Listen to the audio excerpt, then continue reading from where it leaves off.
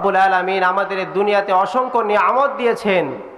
এই নিয়ামতের মধ্যে এমন 10টা নিয়ামত আছে, এই 10টা নিয়ামত দুনিয়া থেকে যদি উঠায় যায়, দুনিয়া থেকে যদি চলে যায়, দুনিয়া থেকে যদি রব্বুল আলামিন উঠায় নেয়, এই দুনিয়া আর টিকে থাকবে না, দুনিয়া ধ্বংস হয়ে যাবে।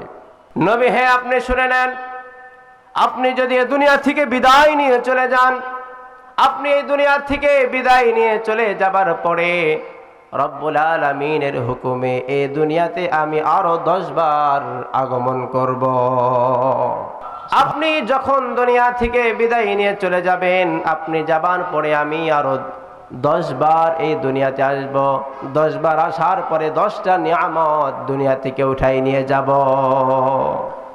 এবার জিবরাইল আমিন ফেরেশতা ডাক দিয়ে বলছে, ইয়া রাসূলুল্লাহ, এই দুনিয়া থেকে আমি 10টা নিয়ামত উঠাই নিয়ে যাব। 1 নম্বর নিয়ামত, ওই নিয়ামতের নাম হলো রহমত। 2 নম্বরে হলো খাবারের স্বাদ। 3 নম্বরে যেই নিয়ামত আমি উঠাই নিয়ে যাব তার নাম হলো ভালোবাসা। 4 নম্বরে যেই জিনিসটা নিয়ে যাব তার নাম হলো আলেমদের থেকে সত্য কথা। 5 নম্বরে যেই জিনিস আমি দুনিয়া থেকে উঠাই নিয়ে যাব সেই জিনিসটার নাম হলো সবুর, ধৈর্য।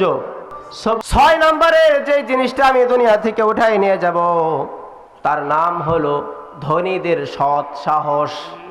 7 নম্বরে যে জিনিসটা উঠাই নিয়ে যাব সেই জিনিসের নাম হলো লজ্জা। এই পৃথিবীতে মানুষ থাকবে কিন্তু মানুষের মধ্যে লজ্জা থাকবে না। জিবরাইল ফেরেশতা ডাকতে বললেন, ইয়া রাসূলুল্লাহ, লজ্জার পরে যে জিনিসটা উঠাই নিয়ে যাব তার নাম হলো ন্যায় বিচার। এই পৃথিবীতে বিচার হবে কিন্তু ন্যায় বিচার হবে না। রব্বুল আলামিন বললেন, ন্যায় বিচার করার জন্য আমি রব্বুল আলামিন কোরআন দিয়েছি। 9 নম্বরে যেই নিয়ামত উঠাই নিয়ে যাব তার নাম হলো ঈমান। 10 নম্বরের যে নিয়ামত উঠাই নিয়ে যাব তার নাম হলো কোরআন। এই কোরআন যখন দুনিয়া থেকে উঠাই যাবে, আল্লাহ আল্লাহ বললে বলা মানুষও দুনিয়াতে থাকবে না, আর এই দুনিয়াটাকেও আল্লাহ টিকে রাখবে না, তখন এই দুনিয়া ধ্বংস হয়ে যাবে।